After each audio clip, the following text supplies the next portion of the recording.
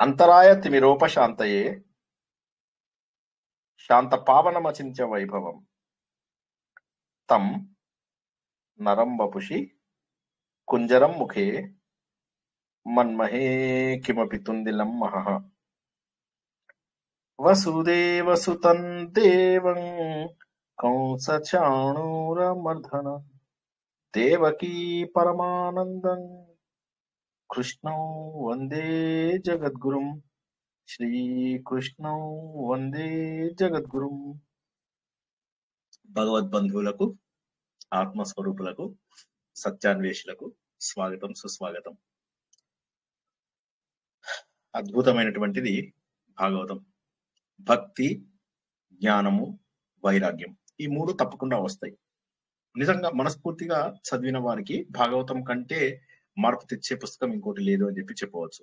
ఎందుకంటే మిగతా వాటి లోపల ఇంత వివరంగా, ఇంత విపులంగా ప్రతి విషయాన్ని మనకు విషదపరచదు. కానీ భాగవతంలో మాత్రము చాలా అద్భుతంగా ఒక క్రమ పద్ధతిలో తీసుకెళ్తూ మనని సరైనటువంటి మార్గంలో ప్రవేశపెడతారు. కాబట్టి భాగవతం అనేది భక్తి, దానితో పాటు జ్ఞానము, దానితో పాటు సరైనటువంటి వైరాగ్యం, ఈ రెండు ఇవ్వడం ద్వారా సంసారంలోంచి దాటిపోతాం, తరిస్తాం. తరించడము అంటే దాటడం. సంసారం నుంచి తరించడం అంటే వైఫ్ కి, పిల్లలకి దూరంగా ఉండడం అని కాదు. భవ బంధాలు ఏవైతే ఉన్నాయో, భవ సాగరము అని దేన్నైతే అంటామో దాని నుంచి మనము విడుదల కావాలి. అది విడుదల కానంత వరకు కూడా ఇవన్నీ ఎన్ని విన్నా వేస్టే. ఉదాహరణకి నేను అన్నం తినడానికి అన్ని రెడీ చేసుకున్నా, తినకపోతే లాభం ఏమిటి? చక్కెర ఎలా ఉంటుందో నాకు తెలుసు. ఎలా ఉంటుందయ్యా చక్కెర అంటే తెల్లగా ఉంటుంది, స్ఫటిక రూపంలో ఉంటుంది, పిండి రూపంలో ఉంటుంది, ఇలా అన్ని చెప్తున్నావు. నోట్లో వేసుకున్నావా? అది ముఖ్యం. నోట్లో వేసుకోవడం ఇంపార్టెంట్. ఈ భక్తి అనేది ఏంటంటే డైరెక్ట్ గా నోట్లో వేసుకోవడం. సో కాబట్టి ఏమైతుందంటే భక్తిలోంచి మీకు ఒకసారి నోట్లో వేసుకున్నాక దాని అనుభవాన్ని జ్ఞానము అంటారు. ఆ జ్ఞానమునే రసము అంటారు. రసము అంటే ఏంటి? రాస పంచాధ్యాయి అంటాం మనం. రసము అంటే ఏంటి? భగవంతుడికి భక్తుడికి ఉన్న సంబంధంని రసము లేదా రాసము అంటారు. సో అటువంటప్పుడు ఏమవుతుందంటే దాన్ని అనుభవిస్తే గాని తెలియదు. అనుభవించేటప్పుడు ఏమవుతుంది? మన లోపల ఎన్నో దుర్గుణాలు ఉంటాయి. ఆ దుర్గుణాలన్నీ కూడా కన్నీటి రూపం లోపల బయటకు వచ్చేసేయాలి. హృదయంలో ఉన్నటువంటి మలినాలన్నీ కూడా అలా వెళ్ళిపోవాలి. ఎంతగా వెళ్ళిపోవాలి అంటే ఎప్పటి నుంచో చేసుకున్నటువంటి తప్పులు, ఎప్పటి నుంచో తప్పుదారిలో వెళ్తున్నటువంటి మార్గాన్ని వదిలేసి సరైన దారిలో వచ్చినప్పుడు ఎలా ఉండాలి? ఒక మురికి పట్టినటువంటి గిన్నెని తోమినప్పుడు ఎంత చెత్త వస్తుంది?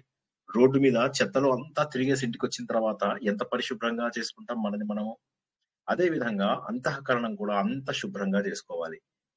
చేయాలి అంటే ఎంత భగవంతుడిని ఆరాధించాలి అనేటటువంటిది గుర్తించాలి. అది తెలిపేదే భాగవతం. అందుకే మిగతా పురాణాలన్నీ చెప్పినా చెప్పకపోయినా భాగవతం కంపల్సరీగా చెప్తారు. ఇప్పుడు మీరు చూసినట్లయితే ప్రతి ఒక్కరిని, బాబు నీకు వేదం తెలుసా అంటే తెలియదు అంటారు. బాబు నీకు పురాణాలు తెలుసా అంటే తెలియదు అంటారు. నీకు ఏం తెలుసు అంటే రామాయణము, మహాభారతము అంటారు. రామాయణము, మహాభారతంతో పాటుగా తెలిసినటువంటి మరొకటి భాగవత పురాణము. కాబట్టి ఈ మూడు అనేటటువంటివి అద్భుతం. అందుకే భాగవతాన్ని ఏం చేస్తారంటే వారం రోజుల్లో, 9 రోజుల్లో కేవలము భక్తుల కథలు చెప్పి మనను మార్చడానికి ప్రయత్నం చేస్తారు. కాకపోతే కేవలము భక్తుల కథలేనా? ఇందులోపల అంతకు మించినటువంటి తత్వం ఉంది. ఆ తత్వం ఏమిటి అంటే శ్రీకృష్ణుడు అవతారానికి ముఖ్యమైనవి రెండు కారణాలు. ఎన్ని కారణాలన్నా ఉండేనేడు. ఒకటేమో భూమి పైన భారం తగ్గించాలి. దుర్మార్గులు, చెడ్డవాళ్ళు చాలా మంది తయారయ్యారు. వీళ్ళందరినీ కూడా సమూలంగా నాశనం చేయాలి. ఎంతమందిని చంపేశాడు, ఎంతమందిని చంపించాడు. యుద్ధానికి కూడా మెయిన్ ఆయన యుద్ధం జరిపి తీరవలసిందే అన్నాడు. అని అర్జునుడు బాణాలు పడేస్తే పద అని చెప్పేసి రథాన్ని పక్కకి తీసుకెళ్లలా, యుద్ధం కూడా చేయించాడు. కాబట్టి ఎంత చేయించినాడు కృష్ణుడు. ఎందుకోసము అంటే ముందు ఈ భూమి అనేటటువంటిది శుభ్రపడాలి. వస్తున్నది కలియుగం. కలియుగంలో ఆల్రెడీ పాపాలు, ఘోరాలు ఇవన్నీ పెరుగుతాయి. ముందే ఇంకా దరిద్రంగా ఉంటే ఇప్పుడు ఇంకా వరస్ట్ గా ఉంటుంది సిచ్యువేషన్. కాబట్టి ముందు కాస్త క్లీన్ చేస్తే కనీసం మొదటి 10, 15, 20 వేల సంవత్సరాలైనా ఆనందంగా ఉంటారు అన్న ఉద్దేశంతో ముందు ఫస్ట్ కలియుగం ప్రారంభమయ్యే ముందు భూమిని పరిశుభ్రపరచడానికి ప్రయత్నం చేయడం మొదటిది. రెండవ కారణం ఏమిటంటే ఎప్పటి నుంచో ఎదురు చూస్తున్నటువంటి భక్తులు ఉన్నారు.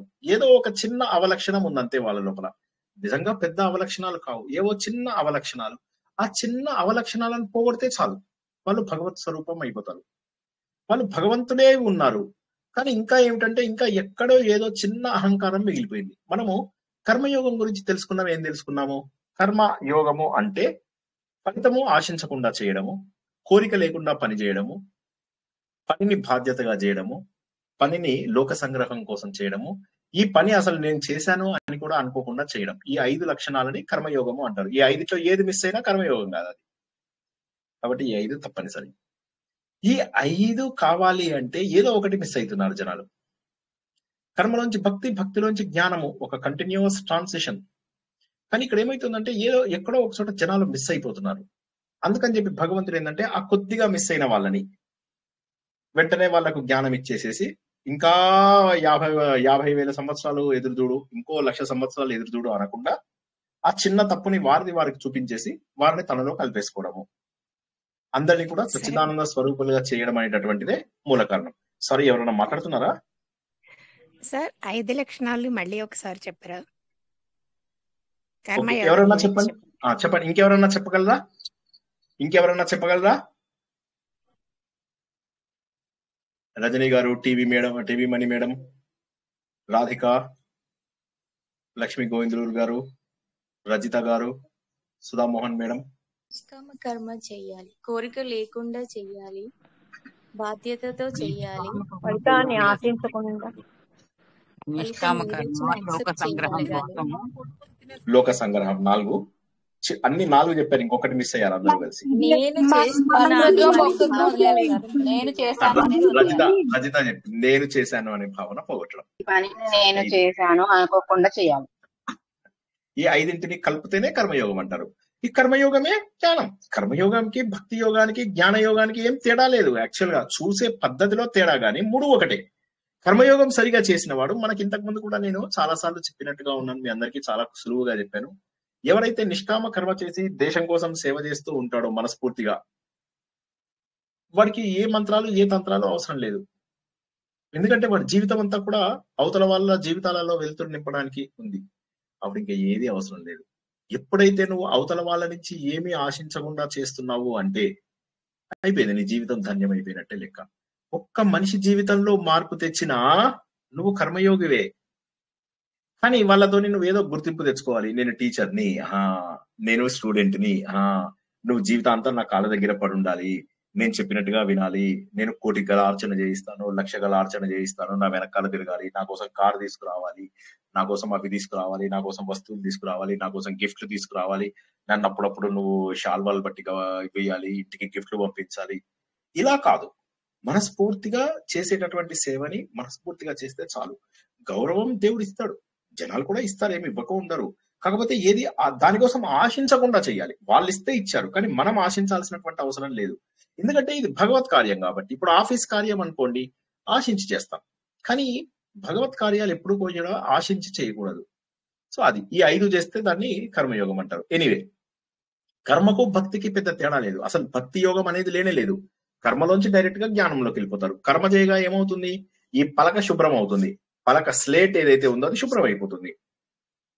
శుభ్రమైపోయినటువంటి పలక జ్ఞానానికి డైరెక్ట్ స్టెప్. కర్మయోగులకు జ్ఞానయోగులకి పెద్ద తేడా లేదని భగవంతుడు చెప్పాడు కదా. వీళ్ళిద్దరూ దాదాపు సమానం అని చెప్పేసి చెప్పాడు. నేను ఇద్దరు లోకేస్మిన్ ద్వివిధానిష్ట అని చెప్పేసి చెప్పాడు. 2 ఉన్నాయి. ఒకటేమో వీళ్ళ కోసం సాంఖ్యం ఇచ్చాను, వాళ్ళ కోసము కర్మయోగం ఇచ్చాను అని చెప్పేసి చెప్పాడు అన్నమాట. సాంఖ్యం అంటే కొంతమందికి జ్ఞానయోగము, కొంతమందికి కర్మయోగము ఇచ్చారు. 2 ఒకటే, ఏమి తేడా లేదు. అయితే మనకేమవుతుందంటే చిన్న అంటే చాలా చిన్న తేడాలు ఉన్నాయి. ఆ చిన్న తేడా కూడా ఎప్పుడు కప్పెట్టచ్చు మనము అంటే మనస్ఫూర్తిగా చేసినప్పుడు కప్పెట్టచ్చు. ఇప్పుడు శ్రీకృష్ణుడి విషయంలో ఏమైంది? అలా చిన్న దోషాలు ఉన్న వాళ్ళు ఉన్నారు. ఉదాహరణకి మనకు బట్టలు అమ్ముతూ ఉంటారు కదా, చిన్న లోపాలు ఉన్నటువంటి బట్టలని కాస్త తక్కువ రేటుకి అమ్మేస్తూ ఉంటారు. 1 షాట్ లోపల అన్నిటిని కూడా వేరే వాళ్ళకి ఇచ్చేస్తూ ఉంటారు. విన్నారు కదా మీరు, ఇలాంటివి విన్నారు కదా, వినలేదా? విన్నారా? విన్నారా లేదు? చిన్న లోపాలు తక్కువ సెకండ్స్ అంటారు వాళ్ళు. Second sale. కరెక్ట్. అలాగా ఏమైతుందంటే అలా చిన్న లోపాలు ఉన్న వాళ్ళని మరీ పట్టుకోవాలని దేవుడికి కూడా ఉండదు. ఎందుకంటే ఈ ప్రకృతి శక్తి ఏమైతే ఉంటుందో, ఈ ప్రకృతి శక్తి అనేటటువంటిది అమోఘమైనటువంటిది, చాలా గొప్పదైనటువంటి ఈ ప్రకృతి శక్తి, దానికి అనుగుణంగా నడుచుకున్న వాళ్ళని తన లోపల కలుపుకుంటుంది. ఎందుకంటే మనం అందరం కూడా ప్రకృతితోనే తయారయ్యాం. ఈ శరీరం అంతా కూడా పంచభూతాలు, జ్ఞానేంద్రియాలు, కర్మేంద్రియాలు ఇవన్నీ కూడా మనకు వచ్చినవి ప్రకృతి నుంచే వచ్చాయి. ఒక్క చైతన్యము భగవంతుడు. కాబట్టి మనం ప్రకృతితో తయారైనప్పుడు ప్రకృతికి అనుగుణంగా వెళ్తే సరిపోతుంది. జ్యోతిషంలో కూడా మీరు అదే నేర్చుకుంటున్నారు. ఏంటి? గ్రహాలకు అనుగుణంగా గ్రహాలు ఏవైతే స్థితిలో తీసుకెళ్తాయో మన జీవితం అదే స్థితి లోపల వెళ్తుంది.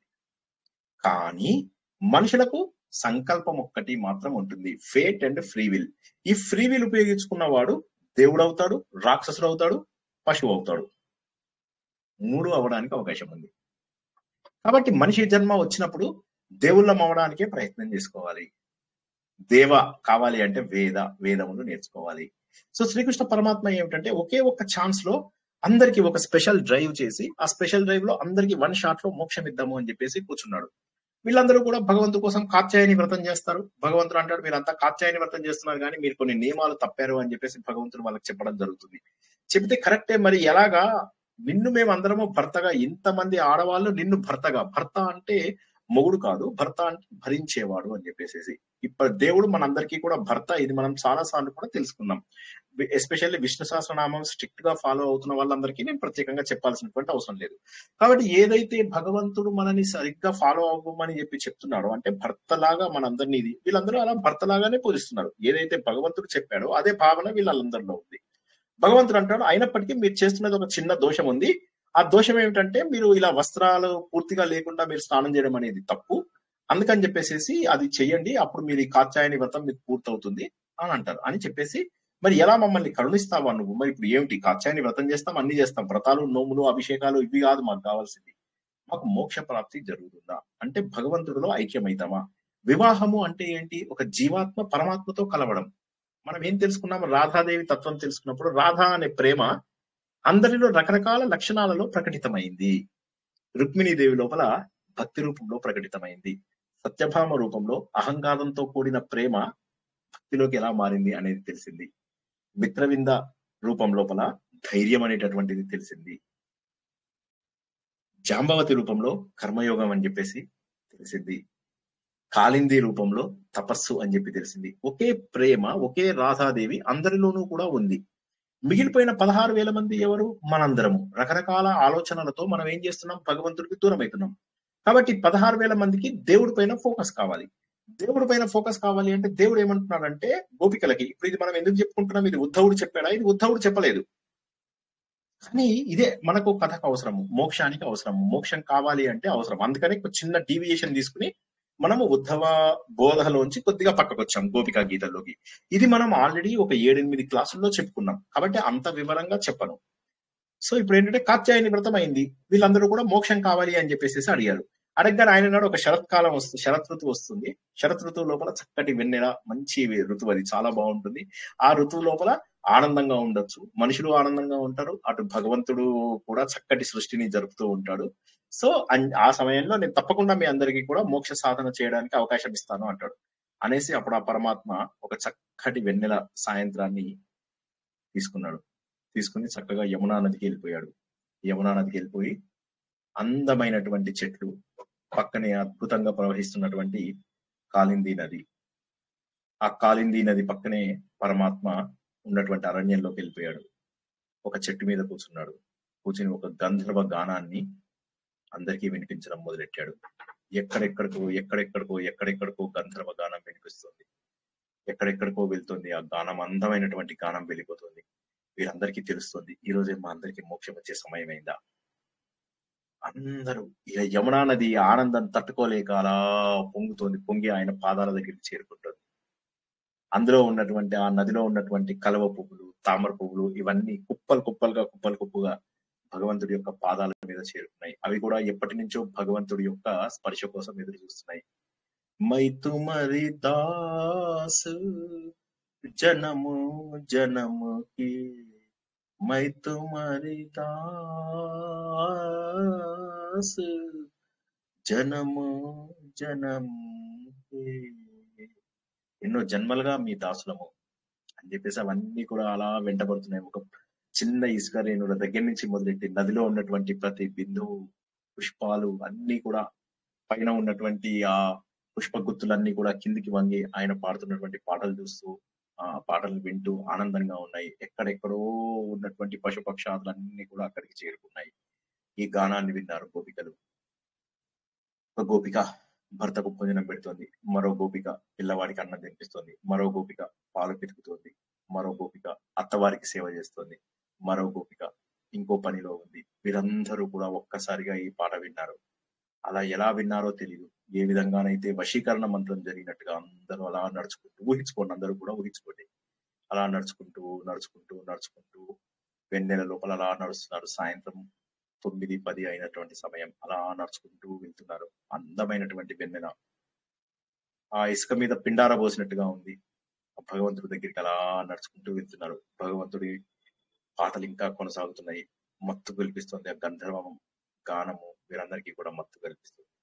ఇటు తల్లిదండ్రులు వద్దన్నా, ఎవరు వద్దన్నా కూడా, ఏమి చెప్తున్నా, పిల్లలు అడ్డం పడి అమ్మా ఎక్కడికి వెళ్తున్నావు అమ్మా అని అన్నా కూడా అలా నడుచుకుంటూ నడుచుకుంటూ వెళ్ళిపోతున్నారు. ఈ సంసార బంధం నుంచి మనము విడిపోవాలి. ఈ బంధముల నుంచి మనం విడిపోవాలి. ఎన్ని జన్మలుగా ఎదురు చూస్తున్నాము కావలసినటువంటి మోక్షం కోసము. అలా నడుస్తున్నారు, అలా నడుస్తున్నారు, భగవంతుడి వైపు నడుస్తున్నారు.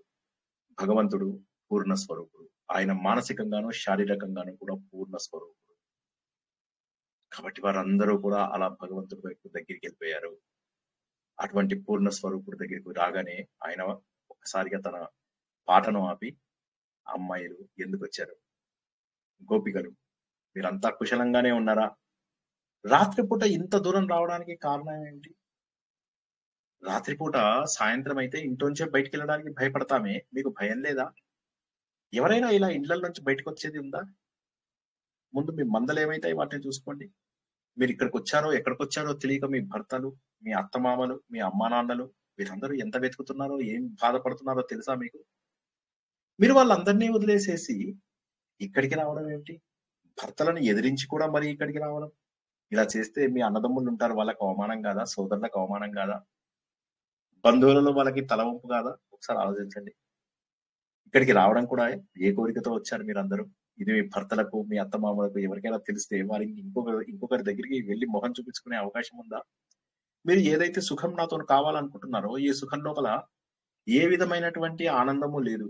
భయము, నిర్భయంలో ఆనందంగా ఉండేది ఆనందం కాదు మీరు కావాలనుకుంటున్నది, దొంగతనంగా. ఇది స్త్రీలకు అస్సలు సరైనటువంటిది కాదు. మీకు నడవడి కోల్పోయినట్టుగా నాకు అనిపిస్తుంది. భర్త ఎటువంటి వాడైనా సరే స్త్రీలు వారి పతినే దేవుడుగా సేవించాలి. అది సంసారంలో లక్షణము. గోపికలు గుర్తుంచుకోండి, ఒక విత్తనానికి ఒకటే మొలక, అదే విధంగా ఒక దేహానికి ఒకటే జీవుడు, అదే రకంగా ఒకే స్త్రీకి ఒకే పురుషుడు. కాబట్టి స్త్రీకి బహు పురుష వాంఛ అనేటటువంటిది ఏదైతే ఉంటుందో అది మంచిది కాదు. ఈ రకమైనటువంటి మోజు మీకు అస్సలు మంచిది కాదు. మీరు ఇలా నన్ను ఇక్కడికి వలచి రావడం అనేటటువంటిది ఏదైతే ఉందో ఇది చాలా తప్పు. వారందరికీ తెలుసు శ్రీకృష్ణుడి యొక్క గుణగణాలు తెలుసు, శౌర్య పరాక్రమాలు తెలుసు. అందుకోసమే శ్రీకృష్ణుడిని వలిచారు. ఇది నీతి మన అందరి నిత్య జీవితంలో వర్తిస్తుంది. ఖచ్చితంగా ఒకరికి ఒకరు అనేటటువంటిది తప్పకుండా జీవితంలో చేసి తీరవలసిందే అని కృష్ణుడు మళ్ళీ కొనసాగిస్తున్నాడు. ఈ వెన్నెల రాత్రి, ప్రశాంతమైనటువంటి వాతావరణం, యమునా నది తీరం. మనస్సులు కొంతగా మీ మాట వినడం మానేసి ఉంటాయి. మీ మనసు మీ మాట వినడం లేదేమో. ఇళ్ళకి వెళ్ళిపోండి, ఇంకా మీ పతులను సేవించండి, పిల్లల్ని బుద్ధగించుకోండి.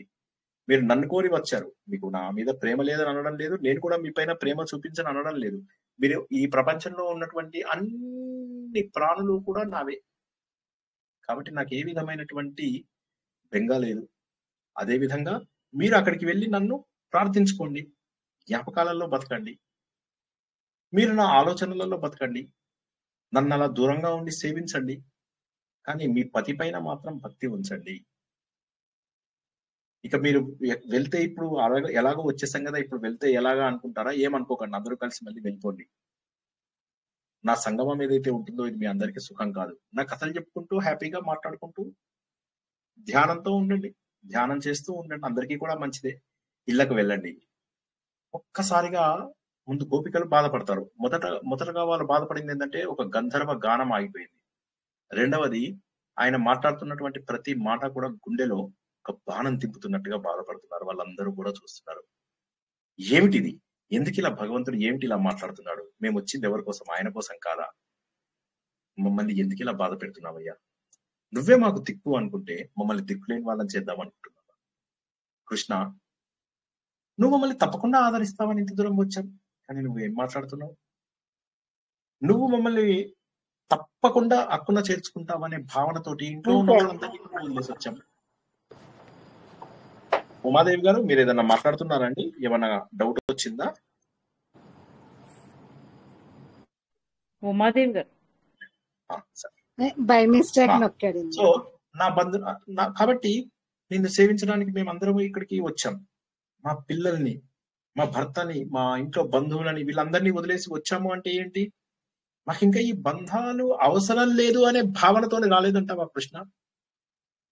నువ్వు గనక వీళ్ళందరితోటి ఉండడము మా ధర్మము అని చెప్తున్నావు, కానీ మేమేమనుకుంటున్నాము? మా భర్త నువ్వే, మా పిల్లవాడివి నువ్వే, మా సర్వము నువ్వే అని చెప్పేసి ఆ భావనతో వచ్చాం మేము మీకు. మా పిల్లాడివి, మా తల్లివి, మా భర్తవు, ప్రపంచంలో ఉన్న ప్రతిదీ, మా సర్వస్వము అన్ని నువ్వే అని చెప్పేసి మేము అనుకున్నాం. నువ్వు ప్రేమ యొక్క ఉద్దీపన చేసేటటువంటి వాడివి, ఉత్తేజపరిచేటటువంటి వాడివి. ఈ ప్రేమని భక్తి అని కూడా అంటానని నువ్వు ఎన్నోసార్లు చెప్పావు మాకు. నువ్వే ఆ మాటలు చెప్పి యోగులందరూ ఇలాగే ధ్యానిస్తూ ఉంటారని చెప్పినప్పుడు మరి మమ్మల్ని ఇటువంటి సూటికోటి మాటలు అనడం ఎంతవరకు కరెక్ట్ అయ్యా? మమ్మల్ని ఎందుకు ఇటువంటి మాటలతోటి మమ్మల్ని బాధ పెడుతున్నావు? ఏదో మాకు ఇన్నాళ్లకు మా అదృష్టం పండి ఇప్పుడు ఇలా వచ్చేటటువంటి అవకాశం వచ్చింది. మాకు ఇంకా ఏమీ వద్దు. మాకు మా అమ్మగడు, మా పుత్రుడు, మా వాళ్ళెవరూ వద్దు. ఇంకా ఒక మకరందాన్ని ఇష్టపడ్డటువంటి తుమ్మెదలు ఇంకా వేరే వాటి గురించి ఆలోచించవు అవి. కాబట్టి ఇక మాకు వేరే పువ్వులు వద్దు. ఇంకా నీ విలాసమైనటువంటి నవ్వులు, నీ సుందరమైనటువంటి రూపము, నీ మాటలలో ఉన్నటువంటి మాయ, ఇవన్నీ కావాలి మాకు. మా అత్తగారు, మా మామగారు, మా అమ్మ నాన్న ఇవేవి కూడా వద్దు. మేము ఏదో ఇక్కడ కుటిల తత్వంతో వచ్చామా? కాదు. నువ్వంటే ప్రేమతోటి వచ్చాము. నీ దరహాసం చూడడానికి వచ్చాము. నీ పలు వరుసను చూడడానికి వచ్చాము. నీ అమృతమైనటువంటి అధరాలను చూడడానికి వచ్చాము. మా లోపల నీ కటాక్షం కావాలి అనే కోరిక తప్ప మరేది లేదు. నువ్వు గనక ఈ కటాక్షాన్ని, అమృత జల్లుని గనక మా వైపున కురిపించకపోతే మేమంతా బూడిదైపోతాం ఈ కామాగ్నిలో. భగవంతుడా, మా కన్నులు ఇంకా నిన్ను చూడడానికి తప్ప ఇంకా దేనికి ఉపయోగించుకునేలాగా మేము లేదు. మా చెవులు నీ మాటలు వినడం తప్ప ఇంకా మాకేవి కూడా వినాలని లేదు. మా శరీరము నువ్వు తప్ప మరెవరు కావాలని అనడం లేదు. మా పెదవులు నీ పాటలు పాడడము, నీ శరీరానికి దగ్గరగా రావడము తప్ప మరే కోరికలు కోరడం లేదు. దీన్ని అనన్య భక్తి అనరా? అన్నిట్లోకి గొప్పది అనన్య భక్తి అని నువ్వే కదా చెప్పింది. పూర్వము వేరే స్త్రీలు ఎంతో మంది నీతోటి ఇలా ఆనందంగా నీలో ఐక్యమైన వాళ్ళు లేరా? వాళ్ళందరినీ ఆదరించేసి మా వయసు వచ్చేసరికి, మా టర్న్ వచ్చేసరికి మమ్మల్ని ఈ విధమైనటువంటి మాటలతో బాధ పెట్టడం ఎందుకయ్యా? ఇక్కడ అడుగు, ఈ బృందావనంలో, ఈ రేపల్లలో ఉన్నప్పుడు అడుగొక్కసారి. ఈ చిన్న చిన్న రాయిని, రప్పను, ఇసుకరేణు, చెట్లను, చేమను అన్నిటినీ అడుగు నువ్వు. ఈ ప్రకృతి అంతా కూడా నీ గానంలో పరవశించి నీతో ఐక్యం అవ్వాలని ఆశిస్తుంటే మేమెంత, మా బతికెంత? కరిగిపోవాలనుకుంటున్నాయి అవన్నీ కూడా. మా శరీరాలు, మా మనస్సులు అన్ని కూడా నీకు అంకితం అయిపోయాయి. ఇక మేము భరించేటటువంటి స్థాయిలో లేము. నీ తల, మా తలపై నీ శిరస్సు, నీ పాదములని మోపకపోతే మేము ఇంకా బతుకుతామో లేదో కూడా మాకు తెలియదు. ఇవన్నీ మాట్లాడుతుంటే శ్రీకృష్ణుడు విన్నాడనమాట. విని అప్పుడు వారి లోపల ఉన్నటువంటి ప్రేమకు ఆయన పొంగిపోతాడు. అందరితోటి ఆడుతూ ఉంటాడు అనమాట. అప్పుడు ఆనందంగా ఒకడే అనేకుడై అందరితోటి కూడా ఆనందంగా ఉంటాడు. కొంతమందిని చిలిపి చూపులు చూస్తూ ఉంటాడు. కొంతమందిని చెవిలో ఏవో గుసగుసలు చెప్తూ ఉంటాడు. కొంతమందితోటి గుండ్రగా తిరుగుతూ ఆడుతూ ఉంటారు. కొంతమందితోనే జడలు లాగుతూ ఉంటాడు. కొంతమందికి జడలు వేస్తూ ఉంటాడు. కొంతమందిని వివిధ శరీర భాగాలని స్పృశిస్తూ ఉంటాడు. ఇలాగా చేసినప్పటికీ కూడా తను మాత్రం ఏ విధమైనటువంటి భావానికి గురవ్వకుండా భగవంతుడి రూపంలో ఉన్నాడనమాట. ఆయన చూపినటువంటి విషయ రూపాన్ని చూసి వీరందరూ కూడా చాలా చాలా చాలా అంటే ఏ విధంగానైతే హిప్నాటిస్టులు వాళ్ళు చేసేదానికి 100 మంది ఇంద్రజాలం చేసేవారికి 100 మంది అట్రాక్ట్ అయిపోతారో ఆ విధంగా శ్రీకృష్ణుడు ఒక్కడే ఇంతమందిని ఆకర్షింపజేయగలుగుతున్నాడు. దాంతో వారు కొద్దిసేపటికి ఆనందంతో ఉండిపోయారు. శ్రీకృష్ణుడు మాకు గనక దక్కాడు, ఇన్ని రోజులకు మేము కావలసినటువంటిదంతా కూడా మాకు దొరికింది, ఇన్ని రోజుల పాటు మేము దేని గురించి అయితే తపస్సు చేశామో ఆ ఫలితం ఈ రోజు మాకు దొరికింది అంటే మా తపస్సు సరైనటువంటిదే అని చెప్పేసి ఒక్కసారిగా వాళ్ళు గర్వించారు. అది చూసి శ్రీకృష్ణుడు వెంటనే అంతర్ధానం అయిపోయాడు అంటే ఇదేంటి, దీని అర్థం ఏంటి అంటే వేదాంతంలో అంటే అఫ్ కోర్స్ మళ్ళీ తర్వాత తెలుసుకుందాం. సో కాబట్టి ఇక్కడ భగవంతుడు అంతర్ధానం అయిపోగానే ఏమైపోతుంది, వీరందరూ అప్పుడు ఒక్కసారిగా వెతుకుతారు ఏం జరిగింది ఇప్పుడు. అప్పటిదాకా విజయ గర్వంతో ఉన్నారు, అందరూ కళ్ళు తెరిచి చూశారు. చూస్తే శ్రీకృష్ణ భగవానుడు ఎక్కడా కూడా లేడు, వెతుకుతున్నాడు. ప్రతి చెట్టుకి అడుగుతున్నారు, ప్రతి పుట్టని అడుగుతున్నారు. ఓ అర్జున చెట్టు, ఓ అశోక చెట్టు, ఓ ఇంద్రమ, ఓ వంశమా, ఓ చంద్రమా, ఓ ప్రియకమ, అన్ని చెట్ల పేర్లు పలుకుతున్నారు వాళ్ళు. పలికి తెలుసా ఎక్కడ చూశారు, ఓ తుమ్మెద చూసావా భగవాను ఎక్కడైనా చూసావా, ఎక్కడికి పోయాడు ఆయన, మేమేం తప్పు చేశాము అని చెప్పేసి అలా ముందుకు నడుస్తూ వెళ్తున్నారు. వెళ్తుంటే కొంతమందికి భావావేశం వచ్చింది. అందులో కొంతమంది కృష్ణుడు చేసిన వేషాలను వాళ్ళే వేస్తూ కృష్ణుడి లాగా చిలిపి పనులను చేస్తూ, కొంతమంది జడలు లాగుతూ, కొంతమంది పక్కకు తీసుకెళ్తూ, ఇలా రకరకాల భావాలు వాళ్ళల్లోనే భావావేశం వచ్చి వారందరూ వారిని శ్రీకృష్ణుడి లాగా మార్చుకున్నారు. కొంతమంది గోపికలు లాగాను, కొంతమంది శ్రీకృష్ణుడు లాగాను ఇలా మార్చుకుని వాళ్ళు అలా ఆలోచిస్తూ వెళ్తూ ఉంటారు. ముందుకి వెళ్ళేసరికి ఏమవుతుంది, అప్పుడు అడుగులు కనిపిస్తూ ఉంటాయి. అప్పుడు ఆ అడుగులను ఇలా చూస్తారు వాళ్ళు. చూసేసరికి 2 అడుగులు ముందు, 2 అడుగులు వెనక. అప్పుడు ఒక అడుగులు ఖచ్చితంగా అమ్మాయివి అని గుర్తుపట్టగలుగుతారు, కాస్త చిన్న సైజులో ఉంటాయి. ఇంకో మిగతా 2 అడుగులు శ్రీకృష్ణుడివి, అవి అందరూ కూడా గుర్తుపడతారు. గుర్తుపట్టి ఓకే ఇవి భగవంతుడు ఎవరో ఇంకొక అమ్మాయితో వెళ్ళాడు, ఈ అమ్మాయి ఎక్కడికి వెళ్ళారు, అలా కొద్ది దూరం వెళ్తారు. వెళ్ళేసరికి ఏమవుతుంది, శ్రీకృష్ణుడి యొక్క ఆ పాద ముద్రలు భూమిలోకి దిగిపోయి కనిపిస్తాయి. వాళ్ళు అప్పుడు అంటారు ఇక్కడ పైన ఒక చెట్టు ఉంది, ఆ చెట్టు మీద ఉన్నటువంటి పుష్పాన్ని అందుకోవడం కోసము ఈ అమ్మాయిని లేపుంటాడు అని చెప్పేసి అనుకుంటారు. ఇంకా వారికి అసూయ, బాధ, భగవంతుడు దూరమైనటువంటిది అందరూ కూడా ఇక తట్టుకోలేనంత బాధపడుతూ ఉంటారు. వేదన. వీళ్ళందరూ భక్తులు, భగవంతుడికి దూరం అవ్వాలి అని చెప్పేటటువంటి ఆలోచన లేదు. ఇంతసేపు మాతో ఉన్నటువంటి భగవంతుడు నన్ను ఇక్కడ ఇలా మాట్లాడాడు, నాతో అలా చేశాడు, నాతో ఇలా ఉన్నాడు అన్ని అనుకుంటూ భగవంతుడా నువ్వు ఈ భూభారాన్ని తగ్గించడానికి ఎన్ని పనులు చేశావు, ఎన్ని రకాల విషయాలు నువ్వు చేశావు మా కోసం అని చెప్పేసి, ఎంతమంది రాక్షసులను చంపావు, మమ్మల్ని సుడిగాలి నుంచి కాపాడావు, మమ్మల్ని వర్షాల నుంచి కాపాడావు, ఇక ఏం కావాలి మాకు. నాకు మీ పాదములు గుర్తొస్తున్నాయి, తమలపాకుల కంటే కూడా మెత్తనైనటువంటి ఆ పాదముల స్పర్శ మాకు గుర్తొస్తుంది. ఈ పాదములు చూసినప్పుడల్లా మేము అనుకుంటాం, అయ్యో ఇవి ఎండలో వెళ్ళినప్పుడు భగవంతుడు పాదాలు కదా, ఇవి కరిగిపోవా, ఇవి మంట పెట్టవా, చిన్న చిన్న విషయాలకే నీకేమైతుందో అని చెప్పి మేము ఇంత ఆందోళన చెందుతామయ్యా, ఎందుకు నువ్వు ఆలోచించవు. మేము నిజంగా నీతో ఏ కోరిక ఉండడానికి రాలేదు, కోరిక తీర్చుకోవడం కోసం రాలేదు, నీతో ఐక్యమైపోవడానికి వచ్చాం. మమ్మల్ని ఎందుకు ఇలా మమ్మల్ని తరిమి కొడుతున్నావు, ఎన్నిసార్లు ఇంకా మమ్మల్ని పరీక్ష చేస్తావు అని. అప్పుడు అక్కడ ఒక అమ్మాయి ఏడుస్తూ కనిపిస్తుంది. ఎవరు నువ్వు అంటే, మీరు ఇందాక చూశారు కదా ఆ అమ్మాయినే నేను అంటారు.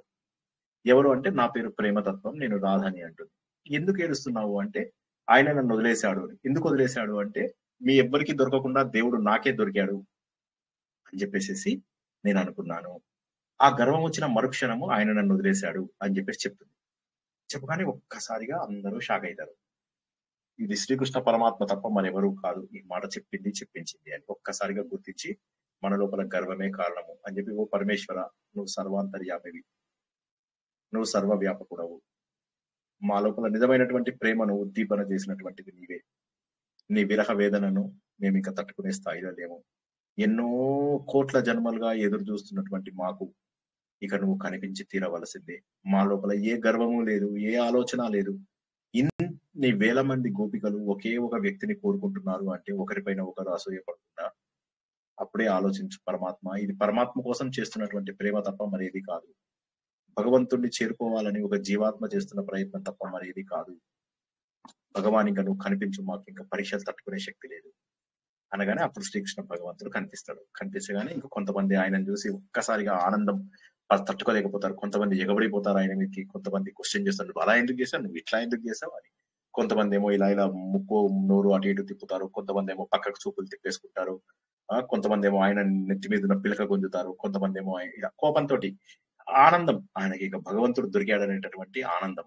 ఇంతసేపు పడ్డటువంటి తపన, ఏ విధంగానైతే మనం రామకృష్ణ పరమహంస చెప్పినటువంటి కథలో ఒక వ్యక్తి తల నీళ్ళల్లో ఉన్నప్పుడు అతడు ఊపిరి కోసం ఎంతైతే తలబడ్డాడో అంత తపనతో వీళ్ళందరూ కూడా భగవంతుడిని ఆదరిస్తున్నారు. అప్పుడు ఆయన మాట్లాడితే తప్ప మరి ఇంకా ఏది లేదు, ఆయనతో మాట్లాడుతూ వారు ఎంతో ఆనందం గురించి మాట్లాడుతుంటాడు. అందరి గుండెలలో ఉన్నటువంటి యోగేశ్వరుడు నువ్వు పరమాత్మ అని చెప్పేసి చాలా సంతోషపడుతున్నాడు. అప్పుడు ఆయన అంటాడు అనమాట, మీరందరూ కూడా మీ బంధువులని, మిత్రులను వీరందరినీ వదిలేసి వచ్చారు. నాకు తెలియదు అనుకుంటున్నారా ఈ విషయాలన్నీ కూడా? నాకు తెలుసు గోపికలారా. మీరు అక్కడ మీ భర్తలని ఎప్పుడైతే మీరు సేవిస్తున్నారో అది నా సేవ కాదనుకుంటున్నారా? అది నా సేవనే. మానవులని ఒకరితో ఒకరు మీరు అందరినీ కూడా సేవిస్తున్నారు. అది నా సేవ కాదనుకుంటున్నారా?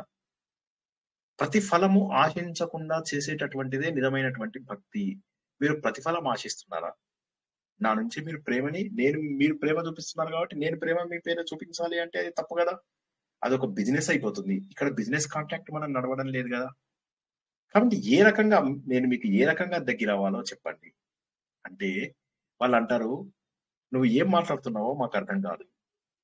నువ్వు కరుణించి మా అందరికీ కూడా దర్శనమిచ్చావు. ఈ విశ్వం అంతా కూడా నీ ప్రేమ యొక్క భాగమే అన్న విషయం మా అందరికీ కూడా తెలుసు. పరమాత్మ ఇంకా మాకు దూరం చేసేటటువంటి లేదు. ఇక మమ్మల్ని ఎప్పటికీ దూరం చెయ్యకు. మాకు తెలిసినది ఏంటంటే నీవు మాయమైపోయినటువంటి కొద్దిసేపటి లోపల మాకు ఈ ప్రపంచం అంతా కూడా అల్లకల్లోలం అయిపోయింది. ప్రతిరోజు నీ గురించి మేము విరహవేదన పడుతూ గోపిక యుగల గీతలు పాడాము. ఈ రోజు ఇంకా మిమ్మల్ని వదిలేటటువంటి అవకాశం లేదు. ఇక నువ్వు ఎట్టి పరిస్థితుల్లో ఇక మాతోటే ఉండాలి అని.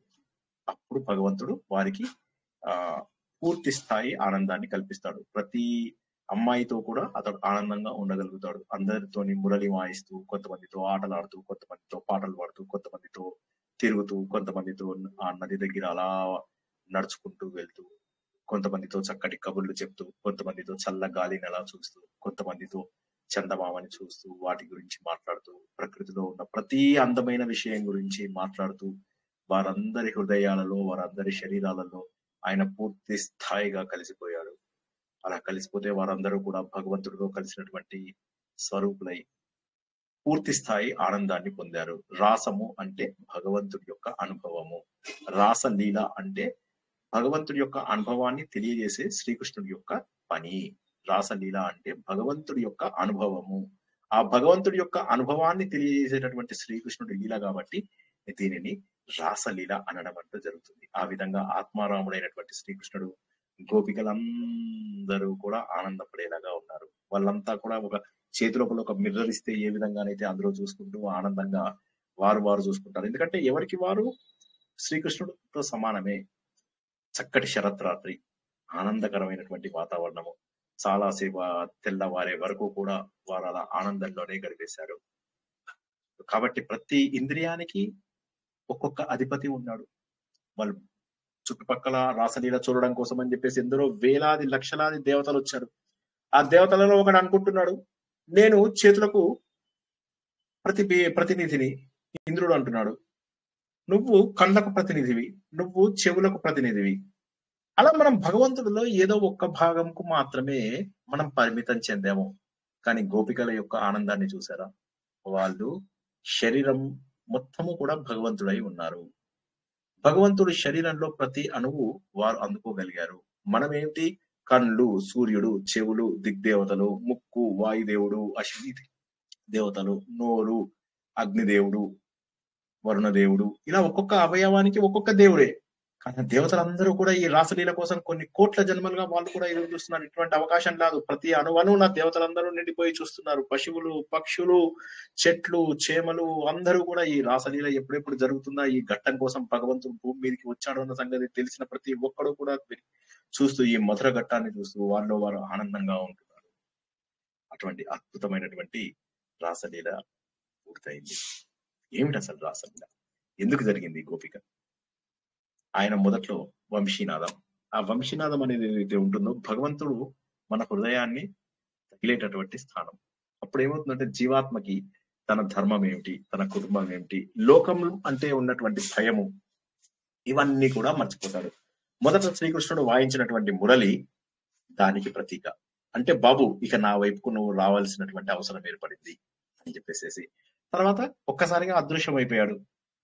దానికేంటి? విరహం. విరహంతో వచ్చేటటువంటి భక్తి చాలా గొప్పది అని చెప్పేసి మనం తెలుసుకున్నాం. అంటే భగవంతుడిలో నేను లీనం కాలేనందుకు బాధ. అది భక్తి లోపల హైయెస్ట్ లెవెల్ ఆఫ్ భక్తిని విరహ భక్తి అంటారు. మళ్ళీ ఒక్కసారి చెప్తా, భక్తి లోపల హైయెస్ట్ లెవెల్ ఆఫ్ భక్తిని విరహ భక్తి అంటారు. విరహ భక్తి అంటే పరిపక్వత చెందిన, అంటే పండిపోయినటువంటి భక్తి. సో వీళ్ళు ఎప్పుడైతే భగవంతుడు అదృశ్యమయ్యాడో ఆ అందమైనటువంటి భక్తి స్వరూపాన్ని గోపికలందరూ కూడా అందుకున్నారు. అందరినీ వదిలేశారు వారు. భగవంతుడు ఆహ్వానం మేరకు అందరినీ వదిలేశారు. ఇప్పుడు భగవంతుడు కనిపించకపోయేసరికి ఏదైతే విరహం ఉందో అది పరిపక్వత చెందినది. అప్పుడు వారందరూ కలిసి ఆయన శరణాగతి కోరుకుంటున్నారు. భగవంతుడి గురించి మాట్లాడుతున్నారు. అహంకారాలని, ఇంద్రియాలను అన్నింటినీ కూడా వారు నిగ్రహించుకుని భగవంతుడా, మా దివ్యమైనటువంటి ప్రేమని నువ్వు గుర్తించు, మాలో ఉన్నటువంటి అసలు భావాలను నువ్వు గుర్తించు, మాలో ఒక చిన్న అవగుణం ఉన్నదని చెప్పేసి మమ్మల్ని ఎందుకయ్యా నువ్వు బాధపెడతావు? అందుకే సూరదాసు ఇది వినగానే ఆయన ఏమన్నాడు? ప్రభు మేరే అవగుణ చిత్నా ధరో సముదర్శి ప్రభు नाम तिवारो चाहे तो पार करो प्रभु मेरे अवगुण चितना धरो. మానవ జన్మ ఎత్తిన తర్వాత కొన్ని అవగుణాలు ఉండడం తప్పదు. ఈ సమాజంలో బతకాలి, ఈ సమాజంలో ఉన్నాము అంటే 10 అడుగులు ముందుకెళ్తే 20 అడుగులు వెనక్కి లాగుతూ ఉంటారు. అటువంటిప్పుడు ఒక చిన్న అవగుణం పట్టుకుని భగవంతుడా, నువ్వు నన్ను నీ లోపల కలుపుకోకుండా ఎందుకు చేస్తున్నావు? మా లోపల అహంకారం అనేటువంటి ఒక లక్షణం వచ్చింది. ఆ లక్షణాన్ని నువ్వు గుడ్డిలో పెట్టుకోకు. వేదాంతులు కూడా అంతే, అన్ని తెలుసు అనుకుంటారు. ఒక స్టేజ్ దాటిన తర్వాత ఏమైపోతుందంటే గర్వం వస్తుంది. గర్వం వచ్చిన తర్వాత మాకు అంతా తెలుసు, అయిపోయింది, అంతా తెలుసు అనగానే మొత్తం పతనం అయిపోతారు.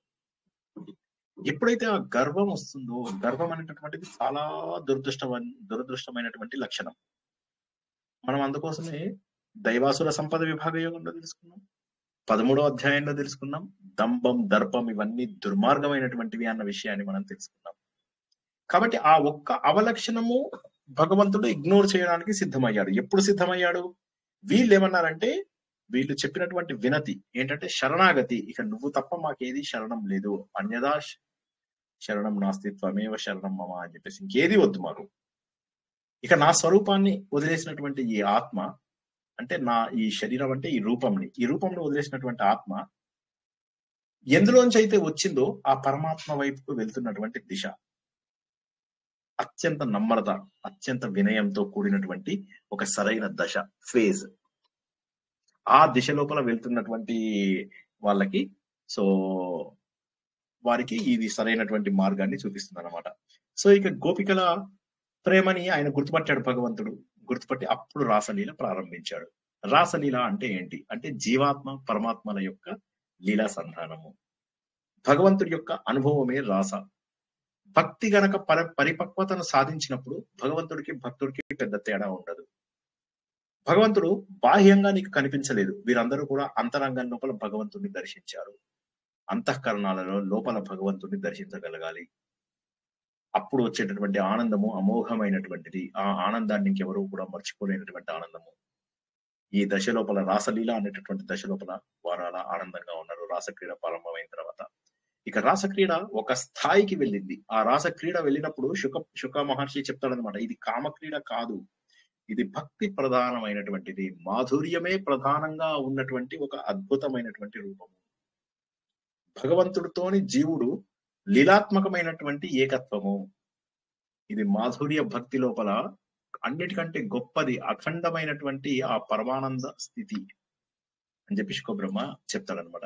ఈ విధంగా మనం చెప్పినట్లయితే దీన్ని 5 భాగాలుగా మనం చేసుకున్నట్లయితే, ముందుగా శ్రీకృష్ణుడు తన మురళి ద్వారా వీరందరినీ పిలిపించడము అంటే భగవంతుడి యొక్క పిలుపు, ఆ దివ్య ఆహ్వానం అని. రెండవది గోపికలు విడిపోవడము అంటే భక్తుల యొక్క విరహయాతన. తర్వాత శరణాగతి అంటే పరిపూర్ణమైనటువంటి నమ్రత వీళ్ళకి రావడం అనేటటువంటి చూసాము. రాసక్రీడ అంటే పరమాత్మ భక్తుడు వీరిద్దరికి మానసికంగా ఒక్కటైపోవడము. చివరిగా క్రీడ, అంతర్ముఖత ద్వారా నువ్వు అసలైనటువంటి అనుభవాన్ని, రాసమును పొందడము, పరమాత్ముని అంతర్ముఖత ద్వారా ఆయన అనుభవాన్ని పొందడము. ఇది కేవలం కథ కాదు, ఒక ఆధ్యాత్మిక యాత్ర. ఇది మామూలు యాత్ర కూడా కాదు, అత్యంత గొప్పదైనటువంటి యాత్ర. ఇది అర్థం చేసుకున్నప్పుడు మాత్రమే ప్రేమ లోపల ఇన్ని రకాలు ఉంటాయి. అయ్యో, శరణాగతి అనేది భక్తి, ప్రేమ అనేటటువంటిది భక్తి, విరహం అనేటటువంటిది భక్తి, ఆయనలో లీనమైపోవడం అనేటటువంటిది భక్తి, ఆయనను ముట్టుకోవడము భక్తి, ఆయనని మనసులో చూడడము భక్తి, ఆయన పాదములు తగిలినా భక్తే, ఆయన పాదములు అయ్యో కద్దిపోతాయి అని అనుకున్నా కూడా భక్తే. కాబట్టి ఈ తాత్పర్యం ఏదైతే ఉందో దీన్ని మనము మన నిత్య జీవితంలో మన భక్తిలో అన్వయించుకోవాలి. అందుకోసమే భాగవతం అనేటటువంటిది అత్యంత గొప్పదైనటువంటి తత్వాన్ని మనకు తెలియజేస్తుంది. అంటే భక్తికి అత్యున్నతమైనటువంటి ప్రమాణం నిదర్శనం. ఏ విధంగానైతే వేదాలు హిందూ ధర్మానికి ప్రమాణమో, భక్తికి పరాకాష్ట రాసలీల. ప్రతి ఆత్మ భగవంతుడికి దూరమయ్యాననే ఆర్తి. మనము నిన్న మొన్న గత వారం రోజులుగా చెప్పుకుంటున్నాం ఏమని, ఒక నది ఏదో అర్జెంటు పని ఉన్నట్టుగా వెళ్ళిపోయి సముద్రంలో కలిసిపోయి తన పేరు, తన రూపము, తన లక్షణాలు అన్ని పోగొట్టుకుంటుంది. ప్రతి జీవి కూడా అంతే. ఎక్కడి నుంచి వచ్చాడో అక్కడ కలవాలి మళ్ళీ. దానికోసం అని చెప్పేసి మనం అలా ప్రయత్నం చేసి వెళ్ళాలి. ఒక ట్యాంకులో నీళ్ళలాగా, ఒక చెరువులో నీళ్ళలాగా ఉండకూడదు. మన యొక్క అసలు స్వరూపము భగవంతుడి యొక్క స్వరూపము. మన యొక్క స్వరూప సాధన చేయడం అనేటటువంటిది మన జీవితంలో అత్యంత ముఖ్యము. ఇదే మన జీవితంలో కావలసినటువంటి దిశ, సరైన దిశ, దశ. ఆత్మ సుఖము వీడి నీ ఆట కొరకు పాత్ర పోషణ చేసిది సూత్రధారి. విశ్రమించదని పాదము ఆశ్రయించి పరమ కరుణాంతరంగా పాటలు. జై శ్రీకృష్ణ. మొత్తం మీద 7 రోజులు చెప్పించారు. చాలా మంది భాగవతం మొత్తము 7 రోజుల్లో తెలుసుకుంటారు. మనమేమో కేవలం ప్రేమతత్వం ఒక్కటే 7 రోజుల్లో తెలుసుకున్నాం. సార్ మీరు ఏమన్నా చెప్పండి సార్, మస్తు స్లో చెప్తున్నారు, మీరు సూపర్ ఫాస్ట్ గా చెప్పాలా సార్? అందరేమో భాగవతమే 7 రోజుల్లో కంప్లీట్ చేస్తున్నారు, మీరేమో టైం చూస్తే అంతే తీసుకుంటున్నారు, గంటలు తీసుకుంటున్నారు. ఏంది ఇది? అట్లనే అనిపిస్తుందా అందరికి? లేదు సార్, ఇంకా 2 రోజులు చెప్తే బాగుండని ఉందండి. బాగుంది అనిపిస్తోంది, నిజమే. ఈసారి బాగా అర్థమైంది సార్ భాగవతం. మీరు ముందు చెప్పారు కానీ ఇప్పుడే నాకైతే ఇప్పుడు అర్థమైంది సార్. ఇప్పుడు అందరూ ఏం చేస్తారంటే, గారు ఇది భాగవతం కంటే కూడా అందులో ఒక పార్ట్, అంటే ఒక రాధాకృష్ణుల ఆ ప్రేమ సంబంధమే కాదు. అవునవును, అదే రాసలీల, అదే సార్. ఇప్పుడు నది అర్థమైంది ఒక పార్ట్, అంటే అది మోస్ట్ ఇంపార్టెంట్ పార్ట్. అవును, నది తన ఆకారాన్ని పోగొట్టుకుని, అదే తన రూపాన్ని పోగొట్టుకుని సముద్రంలో కలిసిందంటే సమర్పించుకుందా పోగొట్టుకుందా? సమర్పించుకున్నట్టే కదా. సమర్పించుకోవడం కోసమే పరిగెడుతోంది కదా. సమర్పించుకోవడం కోసమే పరిగెడుతోంది. నాకు ఈ పేరొద్దు, నాకు ఈ ఊరొద్దు, నాకేమీ వద్దు, నాకు ఏ గుర్తింపు వద్దు. హిమాలయ నదులు చూస్తే మనము వచ్చే వారం నుంచి ఇది తెలుసుకుంటాం. మనం వచ్చే వారం నుంచి వారానికి 2 రోజులు గాని 3 రోజులు గాని మనము తపోవన్ మహారాజు హిమాలయ యాత్రల గురించి మనము కథలు తెలుసుకుంటాము. అది కూడా ఇలాగే 20 నిమిషాలు 25 నిమిషాలే ఉంటాయి. సో మనము ఒక్క మహాభారతం మాత్రం అరణ్యకాండ వచ్చే వరకు చెప్పుకుంటాము. అంటే ఇంకొక భాగం అవుతుంది మహాభారతము. అదైన తర్వాత వారానికి 2 రోజులు 3 రోజులు మనం హిమాలయ యాత్రల, ఇవి తపోవన్ మహారాజ్ చేసినటువంటి హిమాలయ యాత్రలు, ఆయనకు జరిగినటువంటి ఆధ్యాత్మిక అనుభవాలు, అవి చెబుతూ మధ్యలో స్వామి రామ ఆయన యొక్క అనుభవాలు కూడా తెలుసుకుంటాం అన్నమాట. ఏం లేదు, మీకు సరైనటువంటి విషయాలని ప్రయత్నం, తపన, అంటే సరైన విషయాలని మీకు పట్టించాలి అన్నటువంటి. చాలా మంది జాయిన్ అవుతున్నారు, అదే నేను అనేది. సంతోషంగా ఉంది, ఒక రకంగా మీ అందరూ దీనికి కనెక్ట్ అవుతున్నందుకు సంతోషము. కానీ కనెక్ట్ అవుతున్నారా అనేది ఇంకా కొద్దిగా నాకు ఎక్కడో అనుమానం. ఏదో ఇప్పుడు శ్రీకృష్ణుడికి గనక ఏదో చిన్న డౌట్స్ అట్లా నాకు డౌట్ వస్తుంది. ఇప్పుడు వీళ్ళు కరెక్ట్ గా కనెక్ట్ అవుతున్నారా భక్తికి అన్నట్టుగా నాకు ఇంకా తెలియదు. ఏంటంటే భగవంతుడు భక్తి అనేటటువంటిది అంత రేంజ్ లో మనకు ఉండాలి. మనం భగవంతుడిని ఆ రేంజ్ లో ఇష్టపడాలి. వాళ్ళు ఎన్ని కారణాలు చెప్పి భగవంతుడు ఎంత లాజిక్ చెప్పినా వాళ్ళు రివర్స్ భగవంతుడిని ఒప్పించగలిగారు అంటే ఎంత శరణాగతి వారి లోపల ఉంది అనేది గుర్తించండి. అది గుర్తించినప్పుడు మాత్రమే మనము నిజమైన రాసలీలని అర్థం చేయాలి. రాసము అంటే ఏంటి? భగవంతుడి అనుభవము. ఎవరైనా రాసలీల అంటే అత్యంత దుర్మార్గంగా మాట్లాడుతూ ఉంటారు. వారందరికీ కూడా వేరే వాళ్ళు చాలా గలీజ్గా మాట్లాడుతుంటారు. ఎంత అద్భుతంగా, నేను ఇంకా చాలా మనం ఎంత సూపర్ ఫాస్ట్ గా చెప్పుకున్నాం ఇవాళ. మీరు 6 రోజులు 7 రోజుల్లో చెప్పాను నేను గోపికా గీతలు. వినండి ఒకసారి ధ్యాన పద్ధతి లోపల. అప్పుడు మీకు ఇప్పుడు వినండి అవి. ఇప్పుడు ఇది విన్నారు కదా. ఇప్పుడు ఏం చేస్తారంటే అందరూ ఆ పాస్ట్ సిరీస్ మొత్తం వినండి, వింటే మీకు అర్థమవుతుంది. ఇప్పుడు 7 ఎపిసోడ్స్ అయ్యాయి మనకు. 7 భాగాలు చెప్పుకున్నాము. 7 భాగాలలో మనం ఏంటంటే ఉద్ధవుడి ద్వారా చెప్పినవి చెప్పుకున్నాము. ఇప్పుడు ఏంటంటే ఉద్ధవుడితో సంబంధం లేని ఒక గోపిక గీతలు చెప్పుకున్నాము. ఇప్పుడు మనకి ఇంకా 2 భాగాలు మిగిలింది. ఒకటేమో ఉద్ధవ బోధ ఒకటి మిగిలింది. ఓకే, తర్వాత భగవంతుడి యొక్క అసలు రూపాలు, పాంచరాత్రాలు అంటే ఏమిటి, ఆగమములు అంటే ఏంటి అనేవి 2 క్లాసెస్ ఉంటాయి మనకు. ఆ 2 క్లాసెస్ తర్వాత మళ్ళీ మనం we will go back to our original schedule. అది కాక ఇంకొక విషయం ఏంటంటే తపోవన్ మహారాజు తర్వాత స్వామి రామ వీరిద్దరూ చేసినటువంటి యాత్రలు, హిమాలయ యాత్రలు ఎలా చేశారు, ఏ సత్యాలను తెలుసుకున్నారు, వారు కులాలకు మతాలకు అతీతమైనటువంటి ప్రపంచాన్ని ఎలా తెలుసుకున్నారు, వాటి ద్వారా వాళ్ళు గుర్తించినటువంటి సత్యం ఏమిటి, అవి కూడా మనం తెలుసుకుంటాం. ఏదో నేను తపన పడుతున్నాను, మీరు కూడా నాతో పాటు ఎగిరితే సంతోషం. అది నేను ఒక్కటే ఎగరద్దు, అందరం కలిసి ఎగరాలి. సార్ మేము కూడా ఎగరాలనే ప్రయత్నిస్తున్నాం సార్. సార్ లైన్ గానే చెప్పరా సార్? లైన్ గా చెప్తేనే కొంచెం బాగుందండి. ఇలా లైన్ గానే చెప్తే మేము ఫాలో అవడానికి బాగుందండి. కొంచెం లైన్ గానే చెప్పండి సార్, రోజు చెప్పండి. జై శ్రీకృష్ణ. జై శ్రీకృష్ణ సార్. ఇంకా ఇంకెవరికైనా ఏమన్నా ఎలా అనిపించింది? ఇది చాలా సింపుల్ గా చెప్పాము. ఇప్పుడు మీరు పాత క్లాసెస్ ఒకసారి తీసి అందులోపల రాసలీల మొత్తం వినండి. రాసలీల, భ్రమర గీతలు, గోపిల్క, యుగల గీతలు ఇవన్నీ కూడా వింటే మీకు ఇంకా బాగా అనిపిస్తుంది. అవన్నీ మనం ధ్యాన పద్ధతిలో చాలా డీటెయిల్ గా చేయించాం. రోజుకు ఒక 40 నిమిషాలు 50 నిమిషాలు 1 అవర్ చొప్పున చెప్పుకొని అలా మనం ఒక 10-15 వారాల పాటు చెప్పుకున్నాం కాబట్టి అది వింటే మీకు ఇంకా ఇప్పుడు ఇంకెక్కువ ఆనందం కలుగుతుంది. ఇది జస్ట్ శాంపుల్ చూపించాం, ఇంతకు ముందు చెప్పుకున్న వాటితే శాంపుల్ చూపించుకున్నాం. ఓకేనా? జై శ్రీకృష్ణ మేడం. ఇవాళ నేను అది భాగవతం ప్లేలిస్ట్ చేయడం చూసి నాకు ఐ కుడ్ నాట్ గెట్ అదే భ్రమర గీతలు విందామని మీ పాతది 2020 చూస్తే, కానీ మీ భాగవతం ప్లేలిస్ట్ ఒకటి ఉండే కదా కానీ that I could not see today. Sorry, నాకు మీరు అన్నది అర్థం కాలేదు. భాగవతం ప్లేలిస్ట్ కంప్లీట్ అన్ని ఎపిసోడ్స్ అంతా ఉంది కదా సార్ మీది, అది ఏమో నాకు కుడ్ నాట్ సీ. భ్రమర గీతలు విందామని నేను పంపిస్తా. మెడిటేషన్ అనే వీడియోస్ లో సెపరేట్ గా పెట్టారు దాన్ని, నేను మెడిటేషన్ వీడియోస్ అని సెపరేట్ గా పెట్టాను, అది పంపిస్తాను. అందులోపల ఉంది మెడిటేషన్ వీడియోస్ అని ప్లేలిస్ట్ చూడండి, అందులోపల మీకు మొత్తం దొరుకుతాయి. మెడిటేషన్ ప్లేలిస్ట్ లోపల అన్ని దొరుకుతాయి మీకు. అందులోపల భ్రమర గీతలు, గోపిక గీతలు, శృతి గీతలు అన్ని దొరుకుతాయి. అది కాక మార్కండేయుడికి జరిగినటువంటి అనుభవం మీద మనం ఒక మెడిటేషన్ చేసుకున్నాము. అదే ఏంటంటే చాలా చెప్పుకున్నాము. కాకపోతే ఇప్పుడు ప్రాబ్లం ఎక్కడ వస్తుందంటే మనం పాటిస్తే బాగుంటుంది, వింటూ ఉంటే అక్కడికి వెళ్ళి అందరూ కూడా వినండి, అందరూ కూడా అక్కడికి వెళ్ళి పాతవి మళ్ళీ చూస్తే బాగుంటుంది. నేను ఏమంటున్నాను, రోజు మొత్తం ఒక 7 గంటలు 8 గంటలు పెట్టుకోండి. ఎక్కువ రోజులు పట్టదు తెలుసా, నా అన్ని వినడానికి ఎక్కువ రోజులు పట్టదు, మీకు 15 రోజుల్లో మొత్తం కంప్లీట్ చేసుకోవచ్చు.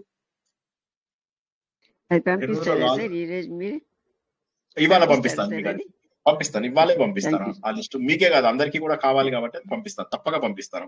ఒక్కటి ఏమనుకోకుండా అందరూ రిమైండర్ పెట్టండి, కొద్దిగా నేను బిజీగా ఉన్నాను, ఒక రిమైండర్ పెట్టండి. జై శ్రీకృష్ణ. గ్రూప్ లోపల ఇంకెవరికైనా ఏమన్నా ప్రశ్నలు, భావన?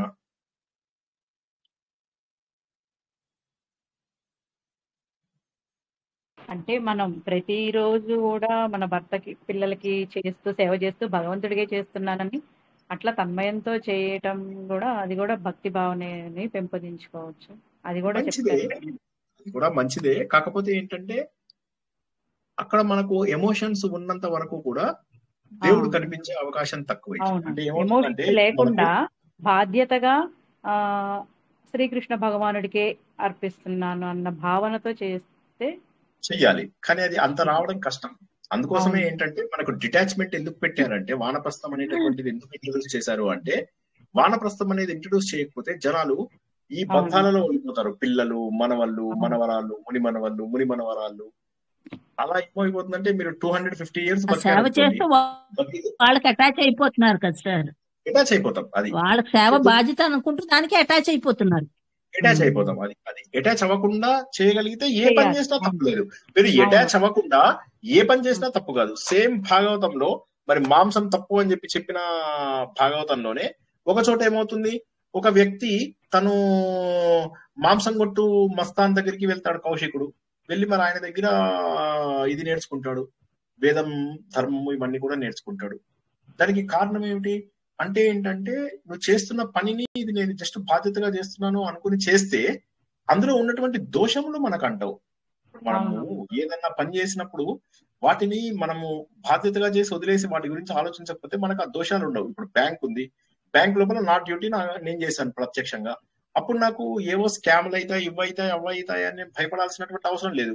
కానీ ఎవడైతే తప్పు పనులు చేశాడో వాడవి తప్పులకి గుర్తించి భయపడతాడు. ఉదాహరణకి నిన్న ఒక వీళ్ళు విజిలెన్స్ వాళ్ళు పట్టుకుందామని వస్తే ఒకటి ఇంట్లోంచి 2 కోట్ల రూపాయలు బయటపడేశాడు, నోట్లు 2 crores నిన్నటిది. సో అంటే దీన్ని బట్టి ఏమర్థమవుతుంది, జనాలకి పాపభీతి లేకపోవడం అనేటటువంటిది అన్నిటికంటే కూడా ఎక్కువ చెడు దారిలో జనాలని తీసుకెళ్తుంది. జై శ్రీకృష్ణ. ఇంకా ఎవరికైనా ఏమైనా ప్రశ్నలు ఉన్నాయా? అందరు కూడా చక్కగా రివిజన్ చేసుకోండి. అయిపోయింది, చాలా వరకు అయిపోయింది. ఇంకా ఉద్ధవ బోధ, భగవంతుడి యొక్క పూర్ణ స్వరూపం 2 తెలుసుకుంటే మనకు ఇది సప్తాహం నుంచి నవాహంకి ఎక్స్టెండ్ చేశాను అన్నమాట. వారం రోజులు అనుకున్నాను ముందు, సరే దాన్ని 9 రోజులకు ఎందుకు చేయకూడదు అని 9 రోజులకు చేశాము. తర్వాత ఒక వారం రోజుల పాటు కంప్లీట్ తీర్థయాత్రలే. అంటే అసలు ఎందుకు ఇవి, వాటిలో ఆత్మదర్శనం మనకు కలుగుతుందా, వీరికి ఏం జరిగింది, వీళ్ళకు జరిగినటువంటి అనుభవాలు ఏమిటి, ఆ అనుభవాలలో ఆ రోజుల్లో అంటే తపోవన్ మహారాజు అంటే 100 ఏళ్ల కింద, అదే విధంగా స్వామి రామ అంటే సుమారుగా 60 ఏళ్ళు 70 ఏళ్ల కింద, వీళ్ళందరికీ ఏం జరిగాయి, ఆ ఎక్స్పీరియన్స్లు ఏమిటి, అసలు వాళ్ళు ఎలాంటివి ఎక్స్పీరియన్స్ చేశారు, అక్కడ ఉన్నప్పుడు వాళ్ళకి ఏ విధమైనటువంటి తత్వబోధన జరిగింది. సో పూర్తి స్థాయి తత్వబోధనతో మనము తపోవన్ మహారాజు ఇది తెలుసుకుందాం. వచ్చే వారము 2-3 వారాల పాటు మనం అవే తెలుసుకుంటాం. 3-4 రోజులైనా కనీసం. ఒకసారి మీరు ఏదన్నా మంచి ప్లేస్ తీసుకెళ్లి మమ్మల్ని మెడిటేషన్ అట్లా చెప్తూ ఒక ప్లాన్ చేయండి సార్. అది ప్రస్తుతానికి మనకు ఇది లేదు, సిలబస్ లో లేదు, కానీ చూద్దాం, భగవంతుడు అనుగ్రహము. ప్రస్తుతానికి అయితే అది ప్లాన్ లో లేదు, చూద్దాం తప్పకుండా. అది ఒక మంచి యాత్ర పెట్టి మీ ప్రసంగాలతో కూర్చొని మేము మీ ముందు ధ్యానం చేస్తూ ఆ ప్లేస్ కూడా అంత ఇలాంటివి శుకస్థల్ లాంటి ప్రదేశాలు చాలా బాగుంటాయి. శుకస్థల్ వెళ్ళిన వాళ్ళు ఎవరైనా ఉంటే అలాంటివి అయితే బాగుంటాయి.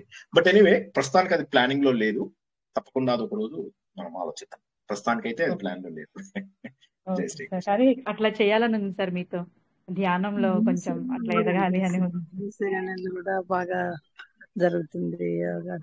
చాలా టైం స్పెండ్ చేస్తాం, ఇంకా బాధ్యతలన్నిటిని పక్కన పెట్టి. ఒక బయటికి వెళ్తే వచ్చేది వేరు. అది లక్కీగా ఏమైందంటే బయటికి వెళ్ళి ఒక ప్రదేశంలో ఉంటే రోజు మొత్తం 10-12 గంటల పాటు వాటిలోనే మనం కేటాయించడానికి అవకాశం చేయగలం. అవును.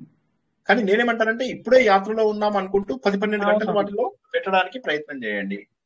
అవును, చేయాలి. జై శ్రీకృష్ణ. ఇంకెవరికైనా ఏమన్నా ప్రశ్నలు ఉన్నాయా?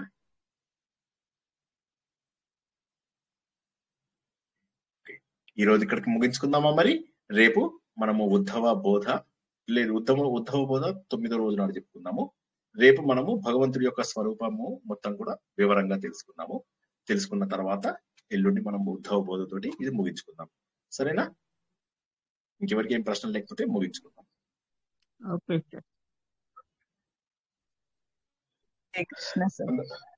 జై శ్రీకృష్ణ. అందరూ కూడా ఆలోచన అనేటటువంటిది భగవంతుడు మనకిచ్చిన వరమని, ఆలోచనల ద్వారా భగవంతుడికి దగ్గర వచ్చని, జ్ఞానమునకు ముఖ్యమైనటువంటి లక్షణం ఆలోచన అని, విన్న విషయాలన్నీ కూడా ఆలోచించడము, ఆలోచించిన ప్రతి విషయాన్ని అర్థం చేసుకోవడము, అర్థం చేసుకున్న తర్వాత వీలైనంతగా ఆచరించడం, ఇది మాత్రమే సరైన దారి, ఇక మరి ఏవి దారులు లేవు అన్న విషయాన్ని గుర్తించాలని, ఇన్ని వారం రోజుల పాటు మనం పడ్డటువంటి తపన అందరూ కూడా గుర్తిస్తారని ఆశిస్తూ ఈరోజు ప్రవచనాన్ని ఇక్కడికి ముగించుకుందాం. వీలైనన్ని సార్లు మళ్ళీ అన్ని వినండి. జై శ్రీకృష్ణ. జై శ్రీకృష్ణ. సార్ ఈరోజు నేను టైం దాటిపోయాను. మీరు చెప్పు, మీ వీడియో ఈ రోజు పెట్టండి సార్, నేను కొంచెం వింటాను. అలాగే.